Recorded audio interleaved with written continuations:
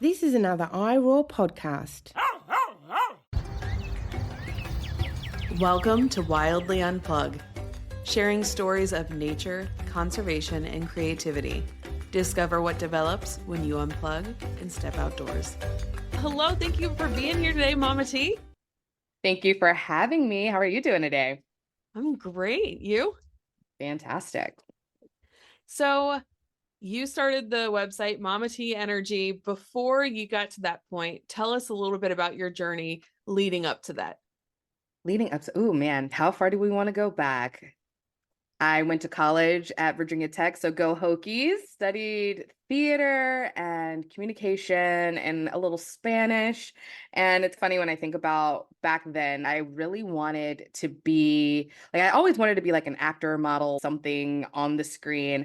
And at the time, I really had a disbelief in myself. And it was also a thing that you don't do, especially you don't live in LA or whatever. And there was a lot of limiting belief around it. So I was like, I'll go to school to be like an editor because I can at least get a job at a news station and work on editing, and it'll put me somewhere in the realm of the industry. And though it just was great the way the world works, because I went to in their communications department studying the cinema, and then they switched it over and they were like, actually, we're going to move this to the theater department. And I was a freshman at the time, so it was like I had to move to the theater department. And I was like, okay, perfect. So now I get to be a theater major. And in doing that, I was able to take all the acting classes I wanted and all of that good stuff. And so from there, I had the opportunity to go to Italy and teach English for like camps and utilize my acting abilities there. And it was just like a fun, like we even taught them how to create like a little English skit or whatever. Was like a big part of the end of the week or whatever. All the parents would come and go watch the kids do the skit. It was so much fun. Aww. Probably one of the most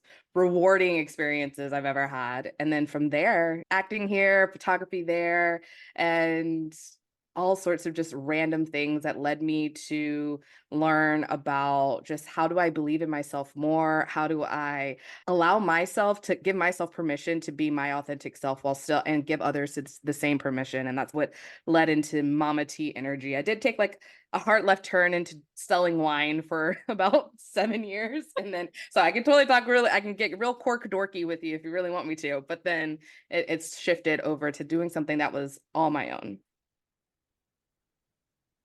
I don't even know where to start after that.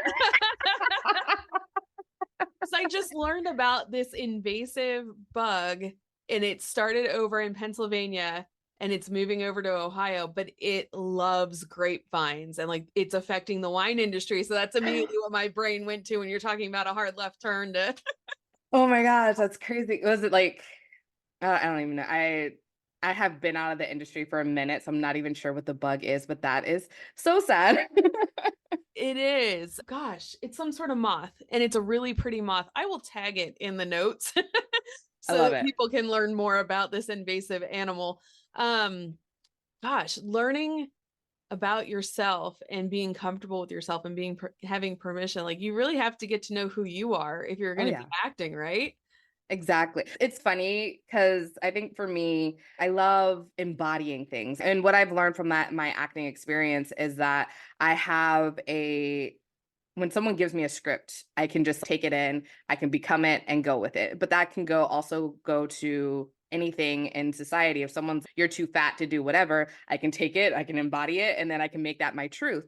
And so it really is an effort to be conscious and be self-aware of what is it that I'm allowing myself to believe about myself? Where am I putting on someone else's story and limitations onto me? And what is actually mine? And what do I want to actually choose to believe in? And so that's a shift. And so now with that mindset, when I go into acting, I can say, okay, this is the Mama T side of things. And then this is XYZ character that I am just putting on for a second. Yeah. And that's a really good point, because somebody saying something in passing, they don't live in my head. I don't have Right. to listen to what their opinion of me is. At the end of the day, you have to be comfortable with yourself. Do you do method acting at all?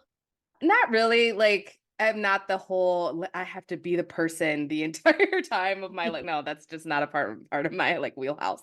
I'm like, all right, I'm on the stage. Okay, now I'm not. Okay, thanks, bye. What are some things that you've been in?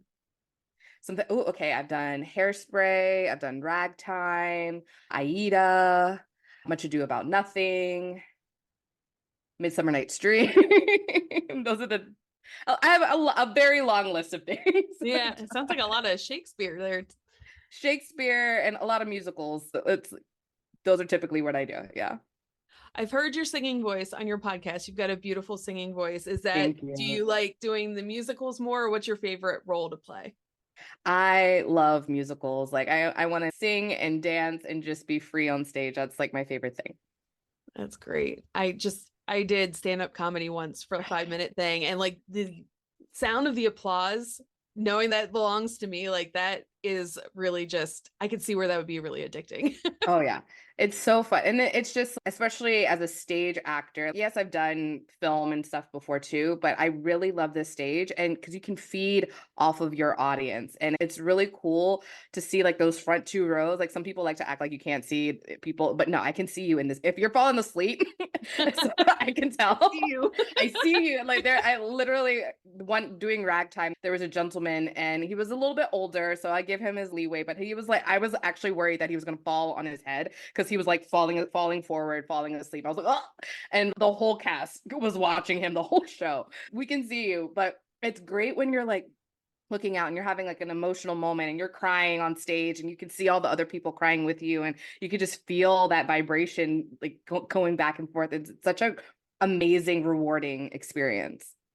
Wow. So what inspired you to start Mama T Energy? Mama T came from like high school. For those who don't know, like first name is Tiara and most people call me T. And in high school, I just had this, I don't know, maternal vibe about me. And so one guy started calling me Mama T. And next thing you know, everybody started calling me Mama T. And fast forward to about a year or so ago, and at that time, I was going by like the wine diva, I think, still. And someone at work called me Mama T out of the blue, not at all related to anything from high school. Like I live in LA now, so like completely different side of the country, like not at all connected. And he said, "Oh yeah, Mama T's always got people's back. Like she's just whatever he was saying." And I was like, that's memory, core memory unlocked. And I was just like, this is who I am. This is like this is something that's really on my heart. And so I was like, this is how I'm going to shift my brand. Cause I was in the middle of shifting from wine to doing more life coaching and that kind of thing. And that was just like the aha moment of, all right, we're no longer like wine diva Tiara. We're changing all of that. And I had a moment of being like a bubbly life, which was a mixture of, because I love sparkling wine and bubbles, and I help people live an extraordinary and bubbly life. And so I was like, oh, that's a play on that. So we're letting all the wine go and really digging into that energy work, that like embodiment work and all that good stuff. So when somebody heads over to your website, what are some things that they can expect to gain from checking out your website? If they wanted to work with you, what are they walking away with? Okay, well, they're walking away with learning a little bit about me, a little bit more about my background, my philosophy on how we have control of our life, the ability to shape our mindset. We can nurture our minds, bodies, and spirits. So I really love to take a holistic approach to how we live our lives. So being very self-aware around that and making sure that people understand that they have to take radical responsibility. I can't change your life for you, but I can give you some help and some tips and hold your hand along the way, but you have to do the work. And so that's what you're going to find. You're going to learn about, and then you'll learn about my different offerings between one-on-one mentorship. I have a membership community that's housed over on Facebook where we do Zoom calls and movement and fun things. So you can learn more about that, and then access to my own podcast, which is Coming Home with Mama T. What can they expect to hear? What's the energy like over there? Oh, the energy over on my podcast, it's fun, it's nurturing. We talk about energy, we talk about manifesting, maintaining a positive mindset, and living luxuriously. And you will definitely get to hear me sing that every single episode. Yes. That's why they should go over immediately and listen. Yes. So, gosh, it is so hard to remain positive in today's day and age. I think a lot of social media, people expect everybody to be perfect all the time. What are some ways that we can help to improve our positive mindset and shut up that annoying negative voice in our head? Oh, yeah. I think number one is being aware of that negative voice, right? And because it can be like really sneaky, especially the more and more you start doing this like self-awareness work, it might mask. Like you might not say something blatantly, oh, you're ugly in the mirror. But you might say something like, oh, I wish that my nose didn't look like. So it doesn't sound like you're being mean to yourself, but you're still criticizing yourself. So the less and less you criticize yourself and the more love and compassion you show to yourself, it also opens you up to being more compassionate and loving to the world around you because you're less critical, right? You're like your own worst critic. And so when you remove that criticism and then it becomes no longer a habit in your own space and practice, then it's no longer a habit in the world. And then you get to be a better person. You get to be, and then they can get that. It's like a ripple effect, right? They get permission to be nicer to themselves, and then they start being nicer to other people around them, and so on and so forth. And that's my view of how we change the world. We start with ourselves and work on ourselves and love ourselves more, and then there's so much more love for the rest of the world. Absolutely. So what are some of the long-term goals that you have for everything you've got going on? Long-term goals? Long-term, I would love to have 1,111 people inside the home membership community, just changing the same thing that I literally just said is about like really getting people to take radical self-responsibility for loving themselves, creating the life that they desire, living a fulfilling life. And I truly believe when you're happy and you're loving, then the world becomes happier and more loving, and we just have a ripple effect out there. So changing the world one person at a time. And I also, big goal, 13 million people listening to Coming Home with Mama T. Those are the big things that I have. Yes, that's awesome. Yeah, and it's certainly whatever you focus on grows. Oh, yeah. And I think hanging out with somebody as positive as you would definitely help them to focus more on that positive energy. Mm-hmm. So when I was on your podcast just a couple weeks ago, you were talking about being in the water, and I forget what country you were in, but I think you were snorkeling or something. You were talking about this beautiful experience that you had with your family. Can you tell us about that?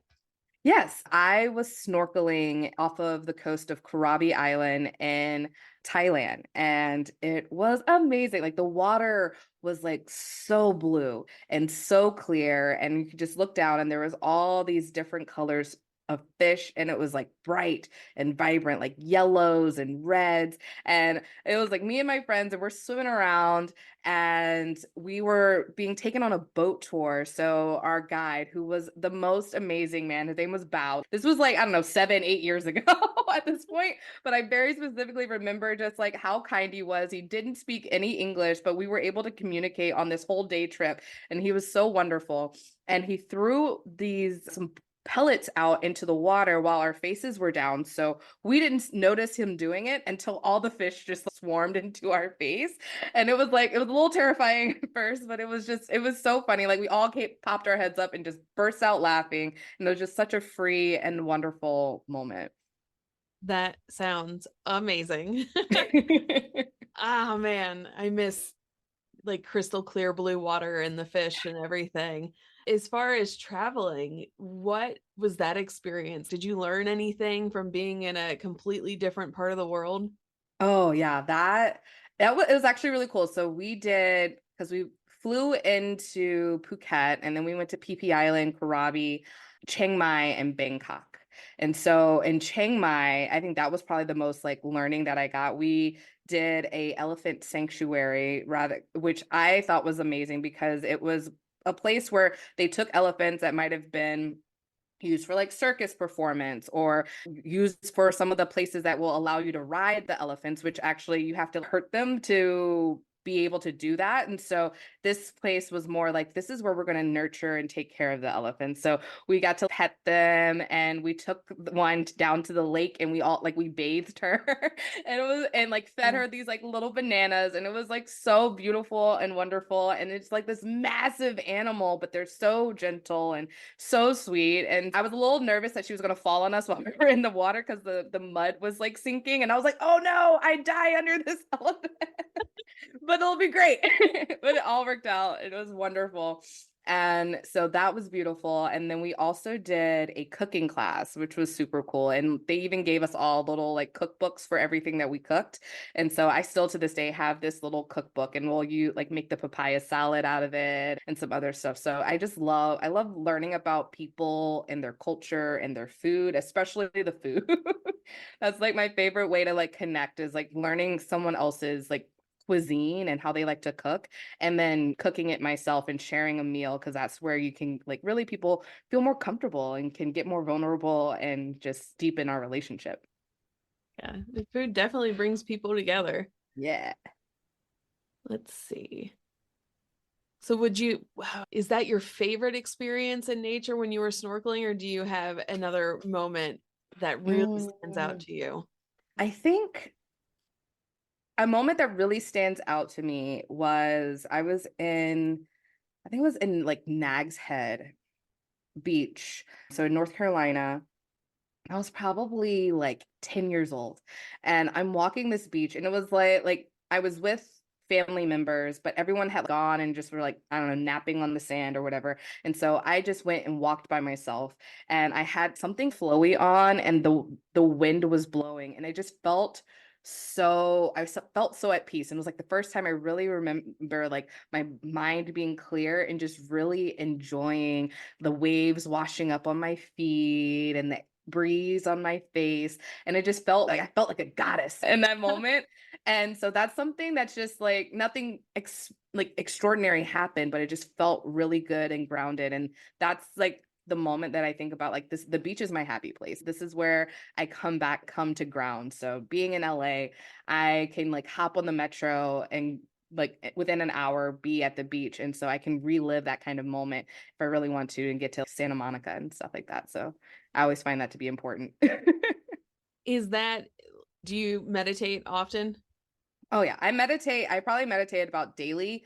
Meditating on the beach, it's been a little too long now that I'm thinking about it, but when I used to drive all the time for work, I would make a detour to the beach like multiple times a week, just so I could just sit and be with the smell of the sea and just really connect.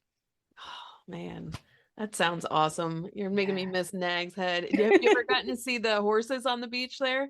No, that sounds beautiful though. Yeah, it's always a surprise. Like you never expect to see such a big animal just walking along the beach, but it's Right. cool when they show up. So you brought up LA, and I've seen images of the traffic, and that looks horrible. Yeah. And it's a lot of urban area. So what are some ways that you're able to connect with nature in a big city? One, don't take it for granted when I see something that is like literally yesterday. I went to my rooftop, and I like to get a little sun, go for a walk, and they have little potted plants all around. So it's a very nice view. And so I was just walking around, and there was this red-tailed hawk that was like sitting there, and I was like, what are you doing in downtown Los Angeles? And I was like taking pictures. And I have a friend who lives in like Idaho, and she's like a falconer. And so I like sent her a picture, and I was like, oh my gosh, I saw this, and I thought of you. And she's, oh, that's a red-tailed hawk, and was giving me all this stuff. And I was like, this is awesome. And so anytime I see nature, especially when I'm like actually in downtown, I'm always like, oh, in awe. We can get that. And actually, we just had some mourning doves hatch their eggs on our balcony. So we have built out like a space. So during COVID, when everyone was in lockdown, luckily we have a balcony. We decided that we're going to make this like a beautiful, like a sanctuary for ourselves. So we bought like fake grass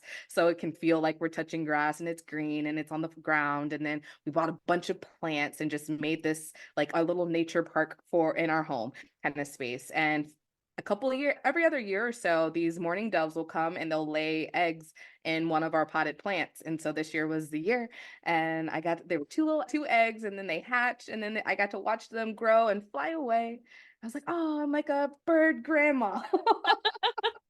So if you get the easy part of it, I was looking into rehabbing birds, like baby birds, and you need to feed them something ridiculous like every 20 minutes at all hours and everything. I'm like, I do not have the patience or time for that. That is a labor of love.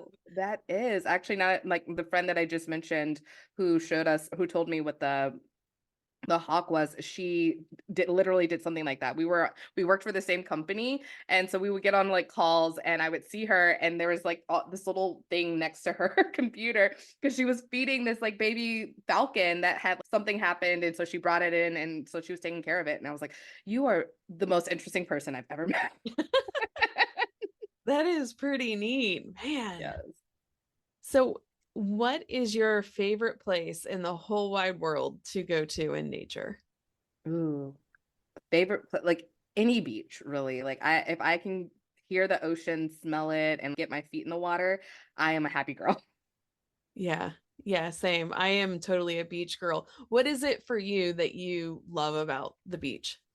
I find I think it's something about the salt, right? It's I find it to be cleansing. So it's a little bit different than going to a lake. It just feels just more relaxing to me. And I mean, it might be also like going to the beach was a thing that I did with my family every single year. So we were beach people, not lake people. So that is just like my happy place. And so I feel more grounded when I'm there. I feel more connected to Earth as a whole when I'm there. And I think it's also a little bit about seeing that vastness and you're looking out and you're like, look how big the ocean is. And I'm just a person here. And yet I have this ability to connect with anybody, especially with the internet. It's like cool. So it just really puts things into perspective. Yeah. That just reminded me, going back to your podcast and connecting with people, what was your motivation for starting a podcast? I like to talk. I literally, like, when I was a kid, my cousin told me that I had a Duracell battery in my mouth because I keep going and going and going. And so, and I'm like, man, I could talk to myself. And literally, I think I found myself talking myself through, I don't know, something emotional. I don't know. I was like talking to myself about something, and I was like, this would be just really cool to record it. So I should just record it. And that's really how it started. I hit like the memo button on my phone, and that's where we began. Wow. So when you're doing, because I think I've done maybe three where it's just myself talking. And Mhm. in those, I feel like I got to be a perfectionist and, I'll go back and redo things. Do you just say it and go, or do you write a script for yourself? What's your method of madness for that? It's complete insanity. I like say it and go. And honestly, I think that comes from going live. Back when I was selling wine, it was more of an MLM program. And I actually still have a link to it if people really want to get wine. It's on my website as well. But I was like taking some like coaching courses, and they were like, you have to go live every single day to make sure your audience knows that remembers that you're there. And so I was like, all right, cool, bet. And so I would hit the live button like every day. I think I went live every day for 2-3 years straight, even if it was like for 2 minutes to be like, oh my gosh, almost forgot to go live today. I hope you guys are having a great night. Good night. And click the button. Even if it was that quick, I would go live. And so I would just talk about whatever was happening. What was I doing? Sometimes I would be cooking. So I got used to just talking to myself and while doing something or ruminating about things. And I noticed that the ones that got the most comments or engagement were the ones that I like was a little more like sitting down and focused on like a certain topic that I could help people through, or the cooking ones. Those were the two that really stood out to people. So taking from that aspect, I was like, oh, I can take that and put it into a podcast and go from there. There's that cooking bringing people together again. Yeah. Very common thread. Yeah. Wow. So going live every day, that is one thing I've yet Mhm. to do on TikTok or Instagram, is to go live, because I am being a chicken about it. What do you have any tips or tricks, or how long did it take for you to start getting a following? Tips, just hit the button. I like like just hit the button. Just do it. Just do it. Don't worry about talk about something that you are excited about. I think that's the other thing. It's what don't talk about what you think other people want to hear. Talk about the things that light you up. And that's going to attract the people that are into the things that you're into, and you're going to build your community around that. That's my biggest thing. And don't worry about saying or whatever. The people that I follow that have huge followings they don't have any acting background. They don't have whatever, and they say whatever. And I find those are the more authentic people are the ones that have the most engaged community, regardless of how, even if they show up in their bathing suit or bathrobe or whatever, and not at all professional, they still do well because it's authentically them. I'm sure So, the glasses of wine help too. oh yeah, that was also back in those days. I was definitely drinking wine when I was You had to taste test it and make sure it's a good I was like, product. oh, it's Wine Wednesday. I definitely would have people be like, how do you drink so much wine? I'm like, one, I might have drank like half a glass and I didn't necessarily finish the glass or whatever. Or maybe I did. Who knows? Some days I did, some days I don't. I was like, I'm just built different. On your website, what is your favorite thing to coach somebody through or to work with someone on? Ooh, my favorite thing to work with someone on is really helping them understand like their own personal power. So getting them out of this kind of, oh, the world is happening to me, nothing is going like for me, really getting them to see that they can step up and like embody whatever version of themselves that they want to, and make a shift and change in their life. Perfect. And then how can someone find you? You can find me on social media: Facebook, Instagram, TikTok, Mama T Energy. Facebook, my personal page is Tiara Janae with an accent over the A. And before we go, what is one tip that you have for someone that would like to connect with nature? My one tip is really like taking your shoes off and getting your feet on the ground. I think one, that helps you get grounded and really connect with yourself, but it also gets you connected with nature, whether it's grass, sand, a little dirt, get that under your feet, and it feels so good. Perfect. Thank you so much for being here today. Thank you. Have a good one, Lauren. Thanks. And until next time, get outside and see what develops. Wildly Unplugged podcast is a production of Wild Development Studio. The views, opinions, and statements expressed by individuals during Wild Development Studio's productions do not necessarily reflect the views or opinions of Wild Development Studio or its affiliates.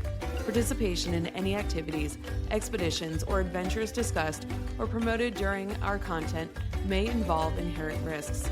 It is strongly advised that individuals conduct thorough research, seek professional guidance, and take all necessary precautions before engaging in such activities or venturing into wilderness areas. Wild Development Studio, its representatives, or employees shall not be held responsible for any injury, loss, damage, accident, or unforeseen incident that may occur as a result of participating in activities inspired by or discussed in our content. By choosing to engage with our content or act upon any information provided, individuals do so at their own risk and discretion. For more great iRaw podcasts, visit irawpod.com. That's IROARPOD.com.